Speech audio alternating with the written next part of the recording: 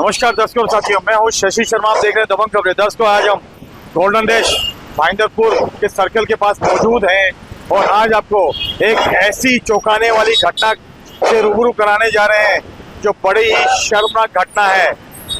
मीरा भाईंदर में ड्रग पेडलरों का जाल फैलता जा रहा है और जगह जगह ड्रग पेडलर बढ़ते जा रहे हैं। डीसीपी जोन 1 के डीसीपी प्रकाश गायकवाड़ ने शहर में 29 जगहों पर नाकेबंदी शुरू की है ताकि गुनाहगारों पे लगाम लगाई जाए, लेकिन ड्रग पेडलर है कि उनके हौसले बुलंद है। अभी हाल ही फिलहाल में मंगलवार की रात को क्राइम ब्रांच की टीम उत्तन के धावगी इलाके में सर्च करने गई थी। उन्हें जानकारी मिली थी कि यहाँ पे ड्रग की बड़ी खेप है और यहाँ पे ड्रग काफी मात्रा में कंज्यूम किया जाता है, बेचा जाता है। लेकिन कहते हैं ना, जब ड्रग पेडलरों के हौसले बुलंद हो तो उनके सामने पुलिस क्या तो मिलिट्री क्या, उनको तो नशे में आए हुए लोगों पे हमला करना होता है और अपने व्यापार को बढ़ावा देना होता है, दहशत पैदा करनी होती है। और उसी के चलते गई हुई पुलिस की टीम के ऊपर उन्होंने हमला बोल दिया। उसमें एक लेडी कांस्टेबल बुरी तरह घायल हो गई और अस्पताल में अपना इलाज करा रही है।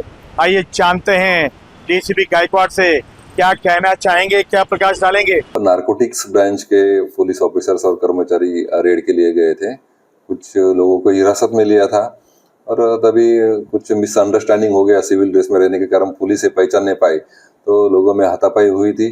तो एक महिला कर्मचारी को मारपीट किया गया था। तो इसके उत्तर पुलिस में ऑफेंस रजिस्टर किया गया है और 5 आरोपी अभी अरेस्ट किए गए हैं। दर्शकों, पुलिस शहर में अपना कार्य कर रही है। अभी हाल ही फिलहाल में मीरा भाईंदर वसई विरार पुलिस आयुक्तालय को तकरीबन 1000 पुलिस कर्मी मिले हैं और मनुष्य बल बढ़ा है। पहले इस तरह था कि पुलिस कर्मियों की कमी के कारण पुलिस नाकेबंदी नहीं कर पाती थी, लेकिन पुलिस कर्मियों की तादाद मिलने के बाद पुलिस कर्मियों ने, अधिकारियों ने नाकेबंदी बढ़ा दी है। पुलिस अपना कार्य कर रही है, जगह जगह नाकेबंदी भी कर रही है। लेकिन ये जो ट्रक के पैडलर हैं, इन पे नकेल कसनी होगी। हम छोटी छोटी तालाब की मछलियों पे शिकंजा कसते हैं, मगर मच्छों पे शिकंजा कसना होगा। ये ड्रग्स कहाँ से लाते हैं, कौन इन्हें अब ड्रग की पूर्ति करता है और किस तरह से सप्लाई होता है, उन मगरमच्छों पे, उनके गिरेबान पे हाथ डालना होगा, नहीं तो निरंतर इसी तरह मामले बढ़ते रहेंगे। आइए जानते हैं गीता जैन से, क्योंकि हाल फिलहाल में विधायिका गीता जैन ने उत्तन के मछुआरों की सभा ली थी। उस सभा में उन्होंने कहा था कलेक्टर द्वारा उत्तन के रहवासियों को नोटिस जारी किए गए थे कि उनके जो घर हैं वो सरकारी जमीनों पर हैं और उन्हें ध्वस्त किया जाएगा और उन पर बुलडोजर का साया था।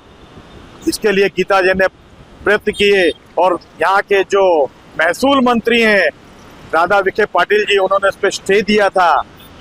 लेकिन दर्शकों, मैं आपको बताना चाहता हूँ, उत्तन के जो 200 वर्षों से कोली रहते हैं उनके घरों पे बुलडोजर का साया मंडरा रहा था। लेकिन हाल फिलहाल में पिछले 15 वर्षों में उत्तन धावगी में ने इतने सारे अवैध बांध काम हुए हैं। उत्तन धावगी मानो यूं प्रतीत होता है कि एक मुंब्रा शहर बस गया है। मुंबई से लोग करोड़ों में अपने फ्लैट बेचते हैं, यहाँ पे खेती की जमीनें लेते हैं। उस खेती की जमीनों पर महानगर पालिका की कोई भी अनुमति के बिना बंगले बनाए जाते हैं, आलीशान बिल्डिंगें बनाई जाती है। आखिर महानगर पालिका मौन क्यों है, क्यों नहीं कार्रवाई करना चाहती? क्या महानगर पालिका चाहती है कि उत्तन एक दिन सबसे बड़ा ड्रग पेडलरों का अड्डा बने और समाज में जितने भी आपराधिक प्रवृत्ति के इंसान हैं वो उत्तन में अड्डा जमाए बैठे हैं? वैसे भी उत्तन की जो दरगाह है वो दरगाह ड्रग पेडलरों के लिए मशहूर हो चुकी है।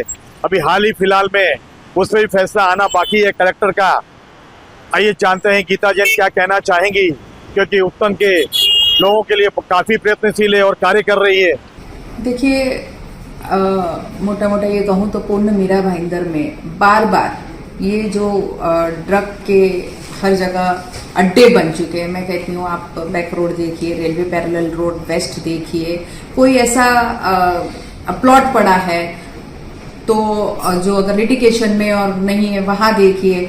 ये बीच में कोई तो यहाँ बार हुआ था कनकिया रोड पे, उसका वीडियो वायरल हुआ था, खुलेआम बच्चे ड्रग ले रहे हैं। और ऐसे बार बार कहने के बावजूद मुझे लगता है कि उस पर जो एक्शन होनी चाहिए वो हुई नहीं है।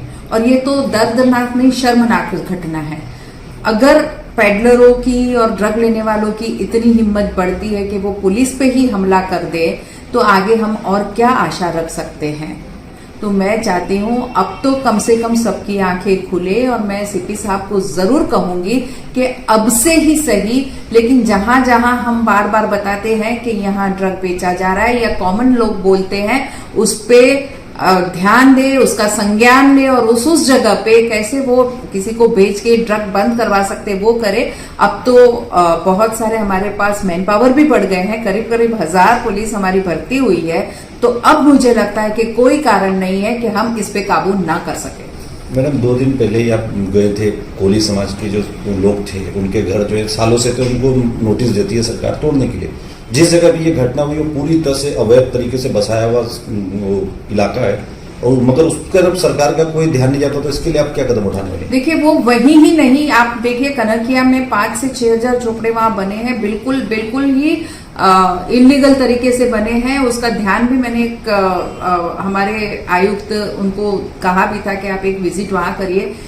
जितने भी ऐसे झोपड़े अवैध तरीके से बनते हैं वो नशाखोरी के अड्डे बन जाते हैं, पर उस और न पुलिस ध्यान दे रही है न प्रशासन ध्यान दे रही है। और फिर हम रोते हैं कि भाई यहाँ ड्रग्स ज्यादा हो गए हैं। आप उधर जाके देखिए, अभी आपने एक मेरे को दरगाह का बताया था कि दरगाह के नीचे पूरा का पूरा ड्रग का अड्डा है, आपने वीडियो निकाला था। उस वीडियो के बाद भी पुलिस एक बार वहां गई क्या, देखा क्या वहां ड्रग के अड्डा है कि नहीं, वहां ड्रग रियली बेचा जा रहा है कि नहीं, अगर है तो बंद करे। इतना सब करने के बाद भी अगर पुलिस संज्ञान नहीं ले रही है तो ये हमारे शहर की कमनसीबी है। मैडम उत्तम धावगी जो खेती की जमीनें थी उसको काट काट के प्लॉटिंग कर करके बंगले बन गए, 3-3, 4-4 माले की बिल्डिंगें बन गई, और उस पे महानगर पालिका कोई भी कार्रवाई नहीं करती। जबकि कोई कोली समाज वहां पे अपना झोपड़ा या घर बड़ा बनाना चाहे, परिवार बढ़ता है तो उस पर कार्रवाई करने पहुंच जाते हैं। तो कमिश्नर संजय काटकर का ध्यान आप आकर्षित करेंगे? बिल्कुल, और मैं तो चाहती हूँ कि आप सबसे पहले तो उन पे करिए, और वो क्यों सरवाइव हो रहे हैं उसकी जड़ तक जाइए। एक झोपड़ा तोड़ने पहुंचने वाले अधिकारी क्यों वहां बंगला तोड़ने नहीं जा रहे, उसके पीछे के कारण पूरी दुनिया में मालूम है क्यों नहीं जाते।